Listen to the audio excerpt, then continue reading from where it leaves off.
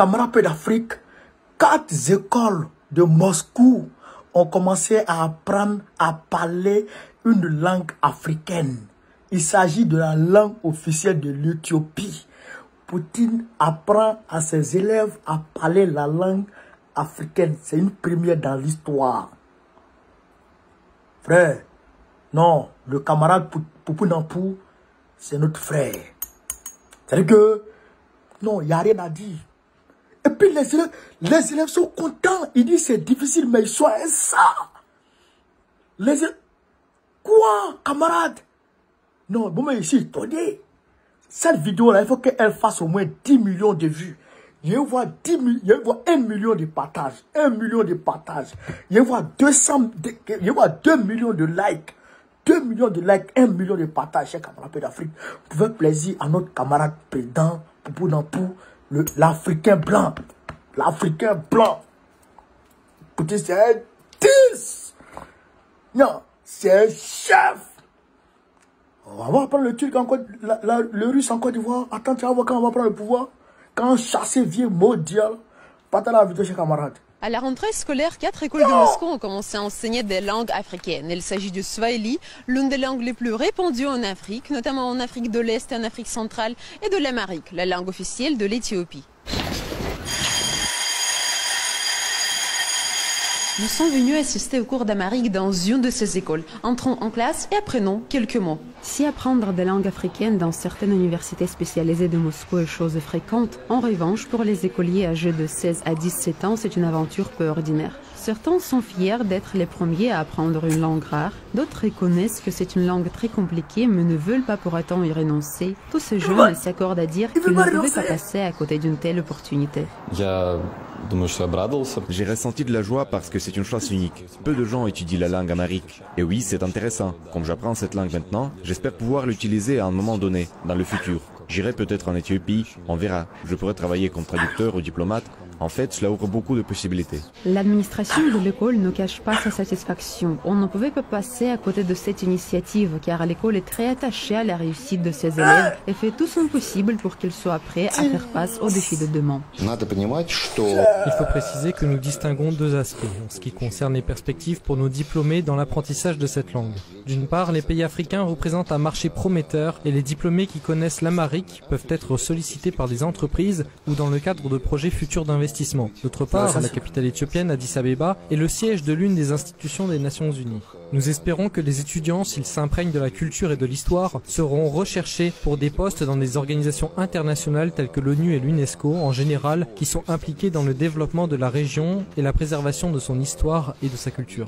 Dans ce bâtiment de l'école numéro 1517, les élèves étudient surtout le chinois. Mais à partir de cette année s'ajoute le swahili, une langue parlée par plus de 150 millions de personnes. Donc des éléments de décor africains devraient s'ajouter bientôt aux décorations chinoises. De manière générale, ce programme a été conçu pour permettre aux enfants d'avoir une perception positive de l'Afrique, pour que les enfants et leurs parents comprennent qu'il s'agit en fait d'une région très prometteuse où il y a vraiment beaucoup de choses à faire, tant au niveau des affaires, de la science, qu'au niveau de la coopération générale entre nos pays. C'est l'objectif de ce cours. Les élèves en avant-dernière année d'études secondaires n'auront pas que 2 ans pour apprendre les bases du swahili. Pas assez d'heures de cours par semaine, regrettent les professeurs. Néanmoins, à l'issue de ces 2 années, les élèves devraient être en mesure de communiquer à l'aéroport, mener une conversation sur des sujets du quotidien et se familiariser avec la géographie et la culture des pays où cette langue est utilisée. Mais il y a aussi ceux qui pensent sérieusement lier leur avenir à cette langue. Je suppose que oui. Je peux investir ma vie dans l'étude du swahili parce que je veux devenir journaliste international et que mes connaissances du swahili et du chinois me seront très utiles. C'est de la communication entre les pays. J'ai découvert que le swahili était une langue dont je n'avais jamais entendu parler. J'ai eu envie de savoir quelle était cette langue, d'où elle venait, à quoi elle ressemblait, peut-être de rencontrer un locuteur natif, d'aller à l'école 15-17 et à l'avenir de lier peut-être ma vie au swahili. L'étude de langues africaines, le renforcement des liens politiques et économiques et le désir des élèves de contribuer au développement de relations russo-africaines. Tout cela constitue une base solide pour la coopération entre nos 2 continents. Camarades, non, c'est que moi-même, mes larmes coulent à bâtard. Tellement que l'émotion est forte. Nous-mêmes, Africains, On n'enseigne pas nos langues dans nos universités. Voici le Swahili. Les Russes sont en train d'apprendre ça. Pour fluidifier la coopération entre nous. Pour qu'on puisse utiliser le même dialecte pour parler, pour communiquer. Voici le Noussi en Côte d'Ivoire. On n'a même pas encore pu créer un dictionnaire Noussi ou bien une école pour parler le Noussi en Côte d'Ivoire. On ne peut pas. On ne peut pas parler le Djoula. On ne peut pas parler Baoulé. On ne peut pas parler Bété.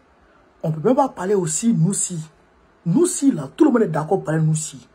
On n'a qu'à créer Noussi, hein, parler dans Noussi, là, quitter ici. Ouais, des blancs, là, n'est pas dedans. Oui, Poutine. Hein? Le Swahili, là, on peut apprendre ça. C'est la langue de l'Éthiopie. Les Érythréens parlent ça. Les Somaliens parlent un peu. Plus de 150 millions de personnes qui en parlent dans le monde. Ouais, Poutine est en train. C'est-à-dire que tu vois que ce gars-là, c'est-à-dire que il est humble. Il est humble, il est humain. Il considère l'homme. Il considère l'homme comme... C'est-à-dire que c'est quelqu'un qui n'aime pas la foutaise. Il n'aime pas qu'on se foute de lui. Donc lui, là, il ne se fout pas de quelqu'un. C'est ça qu'elle a. Non, Poutine, c'est un chef. Non, Poupou, c'est un 10. Frère, ouais, la langue, les élèves sont en train de parler. Frère, c'est un enseignement quadrille. Nickel. Il n'y a rien à dire, les enfants. Malgré c'est dur. Malgré les lettres là, pour les écrire, là, malgré c'est dur. Ben, il faut apprendre l'alphabet dans leur langue, dans cette langue-là. Mais c'est dur. Mais les enfants disent non, ils sont collés à ça. Ils disent ils sont collés à ça. Et ils parlent la langue. Frère, la langue éthiopienne. Frère, Haïlé Selassie. La langue de Haïlé Selassie. Et nous, on est là, on ne comprend plus rien. On est dans le français des blancs. Quand tu te trompes dans le français des blancs, on se raille de toi, on se moque de toi. Ben, tu as mal parlé français des blancs. Alors que quand on parle Koyaka, frère, il y a des Koyaka là, tout le monde peut entendre ça. Hein? Il y a des Koyaka, quand tu t'assois avec les vieux, si tu ne t'assois pas avec les vieux là, tu ne peux pas comprendre ça. Tu ne peux pas comprendre ça. Mais nous, on comprend ça. Ben non, ça assied les vieux. Mais oui, nous, on comprend ça. Mais, malgré nous, on comprend ça.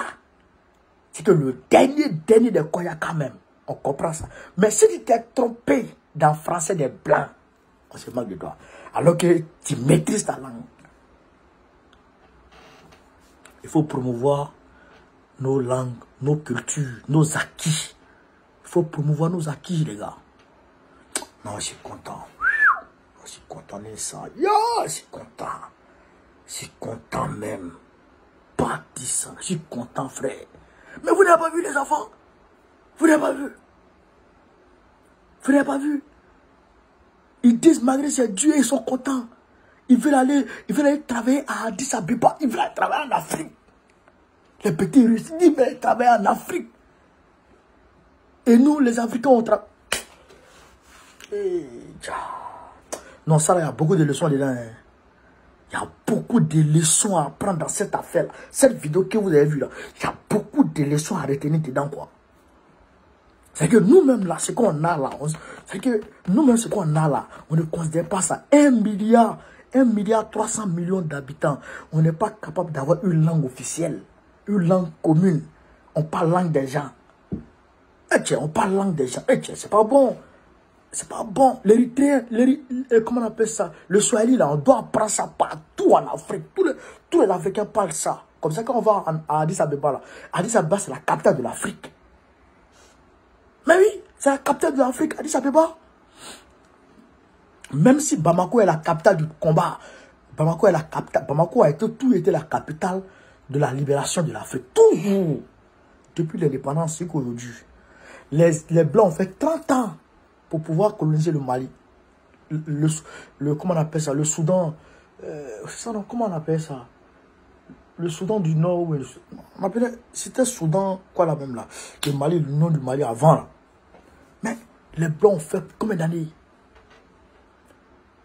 Mais quand Modibo Keïta a commencé avec le Houphouët-Boigny, c'est à Bamako en 1946, le 16 octobre, je crois du 17 au 18 octobre 1946, que le RDA a été créé à Bamako pour travailler, pour combattre pour l'indépendance des pays africains. Ça, à Bamako, ça a commencé. Après l'indépendance nette du Ghana, Bamako a eu son indépendance. Donc, ce qu'on doit faire, nous, Africains, il faut que